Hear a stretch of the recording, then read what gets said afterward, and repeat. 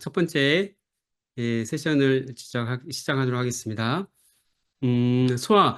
소아의 편두통 연령은 이 연구에 의하면은 유치원의 약 3분의 1, 그다음에 초등학생의 절반, 그다음에 15살까지는 약 75% 정도가 두통을 경험한다고 있고요.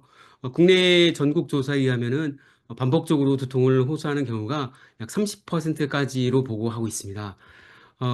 머리가 아픈 소아에서 머리가 아픈 이유는 가장 흔한 것들이 이제 감기 증상일 수도 있는데요. 실제로 감기 증상 외에 편두통이나 긴장형 두통 같은 1차 두통이 있습니다. 1차 두통은 기질적인 뇌에 무슨 문제가 있거나 아니면은 혈액 검사 어떤 기질적인 문제가 없는 그런 경우에 1차 두통이라고 얘기를 하고요. 2차 두통, 여러분들이 생각하시는 뇌에 머리에 무슨 문제가 있지 않을까 이런 경우에는 사실 그렇게 많지는 않습니다. 혹시 모르는 분들을 위해서 말씀을 드리겠는데 우리 뇌 자체는 통증을 느끼는 구조가 아니기 때문에 뇌 수술을 할 때에는 사람을 깨워놓고 뇌 수술을 하는 그런 경우도 종종 볼 수 있습니다. 자, 그럼 소아들은 자기의 말을 표현을 잘 못한다거나 자기 증상을 제대로 말을 표현을 못하는 경우가 많아서 이렇게 그림에서 보는 것처럼 약간 아이가 처진다거나 아니면 오른쪽에 있는 아이처럼 배를 잡고 가만히 몇 시간 동안 누워 있는다거나 하는 그런 증상을 보일 수가 있어서 우리가 주의 깊게 살펴봐야 돼요. 그래서 빙글빙글 돌고 배가 아프다는데 이게 두통 때문인가요? 자, 어린아이들은 아까 말씀드린 것처럼 표현이 아주 미숙하고 증상이 모호한 경우가 많고요. 소아편두통은 기간이 어른들에 비해서, 즉 성인 편두통에 비해서 기간이 짧아요. 성인 편두통은 4시간 또는 72시간 이렇게 하루 이틀, 3일까지 갈 수 있는데 소아들 경우에는 아주 짧게 와서 애매모호한 경우도 많고 두통 외에 복통이나 어지럼증, 멀미 같은 또는 기운이 없다라는 이런 증상들로 표현하는 경우가 많기 때문에 이런 점들을 아셔야 됩니다. 그러면은 이제 또 제가 환자분들, 보호자분들로부터 많이 받는 질문 중에 하나가 두통이 그럼 저를 닮은 건가요? 얘기를 하세요. 실제로 편두통의 50% 이상은 가족력이 동반되어 있습니다. 주로 엄마, 딸 이렇게 되는 경우도 있는데 꼭 여성만은 아니고 남성으로서도 이제 가족력이 동반되는 경우가 있고요. 그렇다고 꼭 유전병이나 이런 건 절대 아닙니다. 이제 기질을 가지고 태어나는 거죠. 그다음 또 이제 질문 받는 게 뇌종양이 있는데 혹시 유전인가요? 하는데 실제로 뇌종양은 유전되는 경우는 없다고 말씀드리고 아주 드물게 있지만 없다라고 말씀드리고 뇌종양은 아주 미지의 세계로 아직까지 현대의학으로서도 그 원인이 정확히 규명이 되어 있지는 않습니다. 또한 할아버지가 뇌경색인데 뇌졸 중에 하나죠. 뇌로 가는 혈관이 딱 막히는 뇌경색이 있겠고 뇌로 가는 혈관이 터져가지고 우리의 뇌에 피가 공급이 안 됐을 때 이게 뇌출혈이라 그러는데 이 뇌경색과 이 뇌출혈을 일으키는 원인은 첫 번째가 노화고 두 번째가 고혈압이나 그 외에 당뇨, 콜레스테롤, 이상혈증, 이상지질혈증, 아니면은 환경적인 이유, 아니면 여러 가지 흡연이나 음주 이런 것들하고 관련된 것이기 때문에 이런 유전적인 것에 대해서는 유전병은 아닌데 가족력인 경향이 동반돼 있다. 이런 점은 아셨으면 좋겠습니다. 그래서 꼭 제가 환자분 환아들을 진료할 때에는 가족 중에 두통이 있는지 꼭 물어보게 돼 있고요. 그 다음에 또 맞는 질문 중에 하나가 감기가 걸렸을 때 머리가 아플 수 있느냐? 예, 감기가 걸리면 머리가 아플 수가 있죠.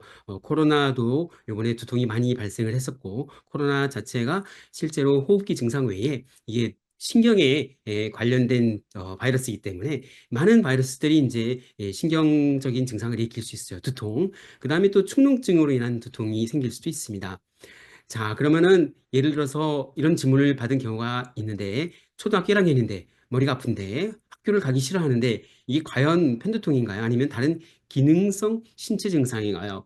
여기서 이 어린이 편두통과 기능성 신체 증상에 대해서 좀 헷갈려 하시는 분들을 위해서 기능성 신체 증상은 주로 스트레스 위한 거예요. 아이들이 학교 가기 싫다거나 아니면 학교에서 조금 왕따를 당한다거나 아니면은 좀 어떤 스트레스로 인해서 막 머리가 아프다거나 학교 가기 싫다고 하는 경우가 있는데 이런 경우 감별은 유튜브를 보여줘도 아이가 또는 아이가 좋아하는 놀이를 갖다 줘도 아이가 정말 힘들어하고 정말 너무나 뭔가 아파 보인다 그럼 어린이 편통일 가능성이 많고요.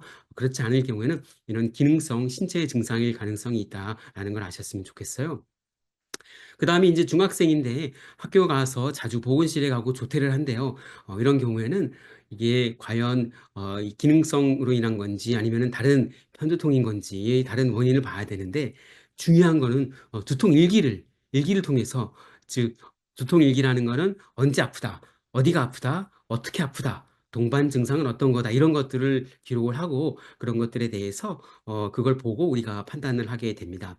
그러면은 이런 여러 가지 두통의 원인들 아까 전에 뇌 이상이 생기는 경우는 그렇게 많지가 않다고 했지만 과연 어떤 경우에는 꼭 병원을 가야 되느냐? 갑자기 극심한 두통으로 진통제 먹어도 호전이 없을 때, 그 다음에 의식이 소실된다거나 경련 일으킨다거나 또한 자다가 망치로 누구한테 딱 얻어맞아서 머리가 아파서 깨는 경우 또는 심한 구역질이나 구토가 동반되고 또는 일상생활에 장애가 심한 경우에는 병원을 가서 정확한 진료를 받으시는 게 좋겠고요.